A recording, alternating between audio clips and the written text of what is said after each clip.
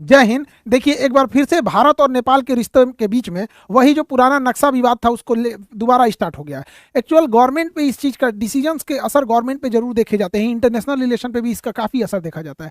नेपाल पहले तो मोनार्की था, यहाँ राजतंत्र हुआ करता था, बाद में नेपाल में कभी लोकतंत्र आया, फिर चेंजिंग होती गई, फिर संविधान बना, कई सारी चीज़ें हुई। नेपाल में पूर्ण बहुमत की सरकार नहीं है, जैसे बिहार में है ना, तीन बड़ी पार्टियां हैं बिहार में, तो कभी इधर से उधर होते रहता है, वैसे ही नेपाल में भी सेम है कंडीशन है। अब नेपाल में इन तीन नेता लोग को पहचानिए यहाँ पर। ये हमारे शेर बहादुर दहुआ साहब, ये इंडिया के फेवर में, मतलब इनके साथ रहते हैं तो इंडिया से रिलेशन ठीक रहता है। और ये हमारे केपी शर्मा ओली साहब है, केपी शर्मा ओली, ये चाइना का फेवर करते हैं ज़्यादा। इनका है पूरा चाइना, प्रो चाइना है, ये प्रो इंडिया है दहुआ साहब। अब ना ये पूर्ण बहुमत से बना सकते हैं ना ये पूर्ण बहुमत से बना सकते हैं, तो इनके साथ किसी ना किसी एक गठबंधन की सरकार बनती है। तो गठबंधन में आ जाते हैं प्रचंड साहब। अब प्रचंड साहब की सरकार चल रही थी दहुआ साहब के साथ मिलकर गठबंधन में, तो इंडिया से रिलेशन ठीक ठाक थे।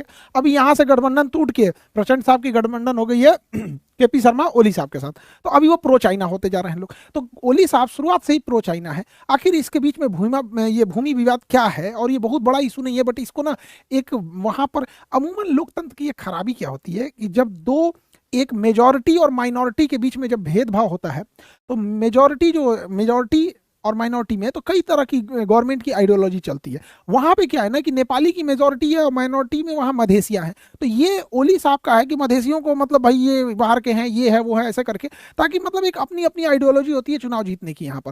तो जैसे भारत में कभी जातिवाद काम करता है, कभी माइनॉरिटी मेजॉरिटी काम करता है, कभी क्षेत्रवाद काम करता है, तो जिसको जैसे मन उसी तरह से वो जीतना चाहते हैं।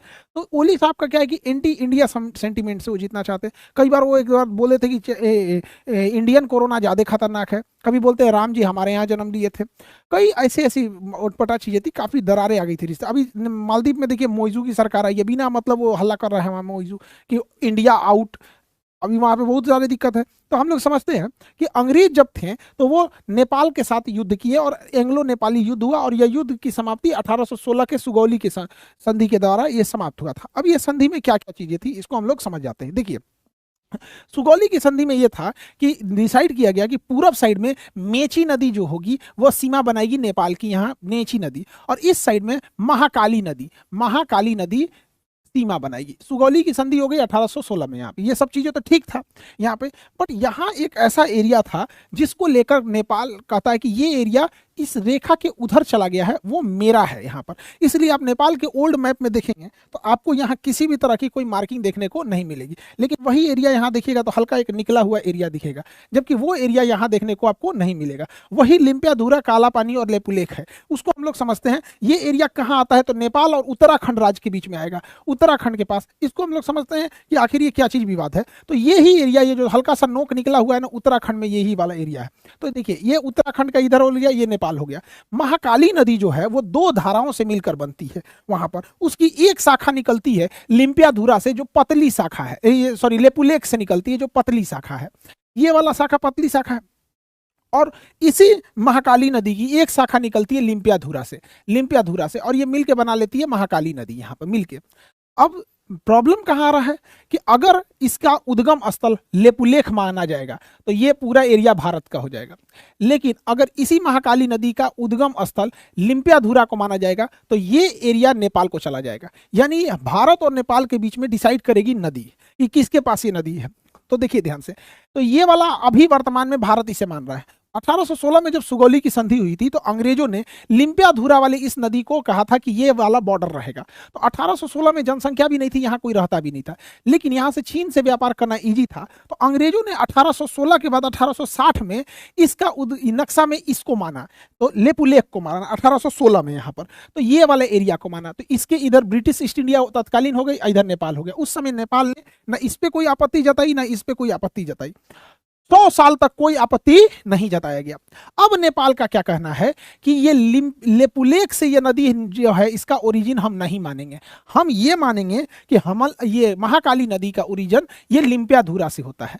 अब अगर इसे नेपाल मान लेगा लिम्पियाधुरा से हो रहा है, तो लिम्पियाधुरा बीच में एक जगह पड़ता है काला पानी, और ये जगह पड़ता है आपका लेपुलेख। तो लिम्पियाधुरा, काला पानी, लेपुलेख, ये पूरा एरिया जो है ये एरिया नेपाल को चला जाएगा। अब इसको ओली साहब राष्ट्रीय मुद्दा बना के चुनाव में कुछ फायदा चाहते हैं। लोकतंत्र की एक ये खराबी हो जाती है ना कि इलेक्शन जो होता है, पार्टी पॉलिटिक्स हमेशा से देश के ऊपर में अनमेच्योर देशों में देखा गया है। जैसे इंडिया में भी देखिएगा ना, तो इलेक्शन में ना 140 करोड़ लोग रहेंगे यहाँ पे भारत में, कोई तारीफ कर रहा है किसी एक पार्टी की, बुराई कर रहा है किसी एक पार्टी की। अरे यार, तुम लोकतंत्र में इसलिए बने हो, राजा हटा के इसलिए बनाया गया था कि अपनी बात पे रहो ना, कि कौन सी पार्टी ज्यादा स्कूल खुलवाई, किस पार्टी में यूनिवर्सिटीज ज्यादा ना।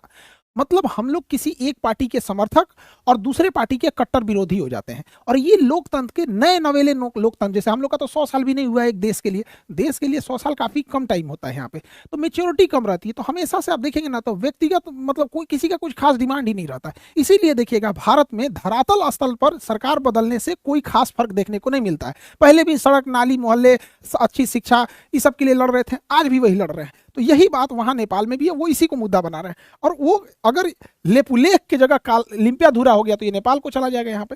तो यही विवाद है, यही एक्स्ट्रा एरिया आ जाएगा। हालांकि यहाँ एरिया में कोई रहता नहीं है, लेकिन भारत के हिसाब से देखिएगा तो ये कोना काफी जरूरी है, क्योंकि इसी पास पहाड़ थोड़ा सा डाउन है और यहाँ से नेपाल में चाइना जाया जा सकता है। और यहाँ हमारा कैलाश पर्वत है, यहाँ पे कैलाश मानसरोवर, वहाँ हमारा बहुत बड़ा तीर्थ स्थल है, शंकर जी का वो मुख्य स्थान कैलाश पर्वत ही है यहाँ पे। तो हमारे लिए ये स्ट्रेटेजिक रूप से जरूरी है। तो नेपाल और भारत के बीच में ये टेंशन बना हुआ है, यही वाला एरिया। हालांकि भारत और नेपाल को इसे सार्वजनिक मुद्दा न बना के एक टेबल पे बैठ के समझ जाना चाहिए कि अगर ये एरिया नेपाल का भी रह जाता है, हालांकि नेपाल का अपना तर्क है कि बहुत समय तक यहाँ का एरिया की जनगणना नेपाल में होती थी। तो भाई अब वो कई ऐसी चीज थी, नेपाल को भी तो 100 साल तक विरोध नहीं किया, उन्हें भी सोचना चाहिए इस चीज को। दूसरा, अगर नेपाल बहुत हठ धर्मिता अपनाते हुए इस एरिया को ले लेता है तो इसे केवल एक मनोवैज्ञानिक जीत कर सकता है, क्योंकि नेपाल की ना दुश्मनी चाइना से ना भारत से। नेपाल और यहाँ भारत के लिए दिक्कत होगा इनकेस अगर भारत वहाँ वीजा और पासपोर्ट सिस्टम कर देता है। आज नेपाल से कोई भी आदमी बिजनेस करने भारत में आ जाता है, और भारत के हजारों लोग नेपाल में बिजनेस करते हैं। हमारे यहाँ की लड़कियों की शादी बिहार में नेपाल में हो जाती है, नेपाल से लड़कियों की शादी बिहार में हो जाती है। इसे बेटी और रोटी का रिश्ता कहते हैं। तो जब कभी भी रिश्तों को हम तराजू लेके तौलेंगे ना, तो कहीं ना कहीं नेपाल के लोगों को भी लगेगा ना कि काफी ज्यादा मतलब ये लॉस होगा। बेटर होगा इस एरिया को लैंड ऑफ फ्रेंडशिप घोषित कर दीजिए कि दोस्ती का जमीन, भाई नेपाल भी रहो यहाँ पे, भारत भी रहो। नेपाल के सेना प्रमुख को भारतीय सेना अपना सेना प्रमुख मानती है, और भारत की सेना भी नेपाल के सेना प्रमुख को अपना सेना प्रमुख मानते हैं। तो जैसे भारत का कोई सेनापति बनता है ना, तो उसे नेपाल के यहाँ ऑनररी सेना प्रमुख बना दिया जाता है, और वहां का भी यहाँ इतना खुशहाल रिश्ता है। भारत ने ऐसी कोई लड़ाई नहीं लड़ी है जिसमें हमारे नेपाली गोरखा भाइयों ने अपनी शहादत नहीं दी हो। तो इस एरिया को हम लोग, वैसे भी यहाँ कोई रहने नहीं जाता है, इस एरिया में इतना हार्श क्लाइमेट है, यहाँ कोई नहीं रहने जाता है। तो इसे एरिया ऑफ फ्रेंडशिप घोषित कर दीजिए कि भैया देखिए हमारे सामरिक रूप से जरूरी है, आपको भी कोई सामरिक रूप से होगा जरूरी है। नेपाल के लोग पटना में आधा चाउमीन का दुकान, बिजनेस, ठंडी के दिन में कंबल, बहुत सारा नेपाल के लोग यहाँ के करते हैं। फ्रेंडशिप है यहाँ पे। जब तराजू लेके तौलेंगे तो इससे चाइना को फायदा होगा। और पर अनमेच्योर डेमोक्रेसी की ये खराबी होती है, चुनाव जीतने के लिए कुछ भी कर दो। हमारा तो ये सुझाव है, बाकी देश में ऊपर लोग बैठे हैं, लोग और नीतियां बनाएगा। इस सुगौली संधि में ये वाला तो हो गया महाकाली नदी से जो विवाद का एरिया था। मेची नदी साइड में कोई विवाद नहीं है, एगो बिहार में नया विवाद है। सुगौली की संधि जब 1816 में हुई थी तो कहा गया था कि ये गंडक नदी जो है जब बिहार में प्रवेश करेगी तो इसके इस साइड वाला एरिया नेपाल का होगा, और इस साइड वाला एरिया, नीचे का ये वाला एरिया भारत का होगा। यानी गंडक नदी को नेपाल में नारायणी नदी कहा जाता है, हम लोग इसे गंडक कहते हैं। तो इसके इधर का एरिया नेपाल में और इधर का एरिया इंडिया में। अब देखिए ध्यान से, बेचारा नेपालो क्या करे, यहाँ पे गड़बड़ा क्या जा रहा है। ये नदी जो है ना, नदी ये बीच में बहना चाहिए ना शांति से, ये नदियां इधर घिसक रही है। मतलब ये नदियां ना नेपाल का एरिया काटते जा रही है। और नदी जब ये एरिया काटेगी ना तो भारत में आते जाएगा। यानी इधर से मट्टी काट रही है, इधर मट्टी बढ़ा रही है, इधर का मट्टिया काट रही है, इधर की मट्टिया बढ़ा रही है। तो भाई सुगौली की संधि कहता है गंडक नदी बॉर्डर है, और नारायणी नदी, नेपाल इसी नदी को नारायणी कहता है, हम लोग गंडक कहते हैं। तो नदियां इधर की ओर भागते जा रही है। तो नेपाल कह रहा है कि भैया हमारा जमीनिए कब्जे आ रहा है, हमारा पूरा जमीन कब्जे आ रहा है। और नेपाल का यही एरिया जो नीचे का थोड़ा सा है ना खेती लायक है, बाकी तो पहाड़ है, कह रहा है कि भैया यही एरिया खेती लायक है, नदियां इधर भाग रही है, नदी को रोको, स्टॉप, लाल झंडा लगाओ यहाँ पे, स्टॉप, नदियाँ नहीं रुक रही है, धड़ाधड़ इधर भाग रही है, इससे नेपाल की जमीन कम होती जा रही है और भारत की जमीन ज्यादा होती जा रही है। और यहीं पे एक विवाद आता है, चंपारण जिला में एक जगह है सुस्ता जिला, तो इसमें क्या विवाद हो गया समझिए ध्यान से। 1816 के इसी सुगौली की संधि में सुस्ता भूमि विवाद क्या था कि इस नदी के नारायणी नदी हो गया, इसे वो लोग नारायणी नदी कहते हैं और हम लोग जीप और गंडक कहते हैं, तो नेपाल के लोग नारायणी नदी कहेंगे, हम लोग उसे गंडक नदी कहेंगे। यहाँ जो सुस्ता जगह था, एस से शॉर्टकट में लिख देते हैं सुस्ता, तो ये जगह सुस्ता था, ये नेपाल में आता था, नेपाल में था ये जगह सुस्ता। लेकिन हुआ क्या कि 50-60 साल बाद ये नदियां इधर घूमने लगी और घूमते घूमते ये नदी जो पहले इधर से जा रही थी वो घूमते घूमते घूमते घूमते इधर चल गई। अब भैया नेपाल तो उस पार होता है, तो एक समय था जब सुस्ता नदी इधर थी, वही सुस्ता शहर नेपाल में था, अब ये नदियां ऐसे घूम गई है, नदियां ऐसे घूम गई यहाँ पर।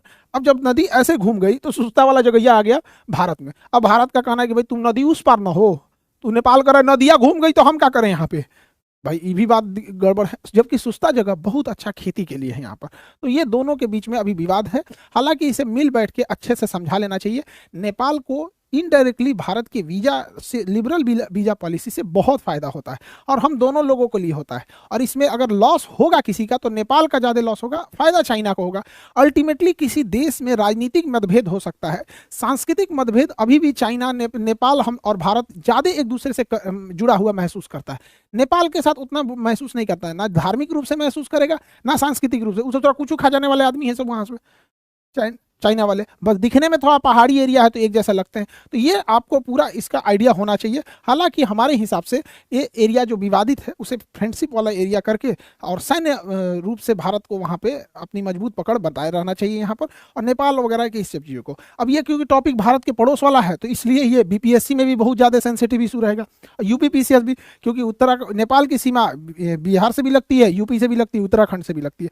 तो इस सब के लिए भी आप लोग तैयार रहिएगा। और यूपीएससी के लिए तो बापू सभागार में 6 अप्रैल, नीट वालों के लिए इवनिंग में और यूपीएससी वालों के लिए 6 अप्रैल को सुबह में 10 बजे। तो यह सब लोग बापू सभागार में मिलेंगे। वहां अब पटना में भी आप लोग का यूपीएससी का क्लासेज स्टार्ट हो जाएंगे, तो सब लोग कमर कस लीजिए, नीट वाले भी यूपीएससी वाले भी सब लोग। और आई होप आप इस टॉपिक को समझे होंगे। मिलेंगे नेक्स्ट क्लास में। जय हिंद।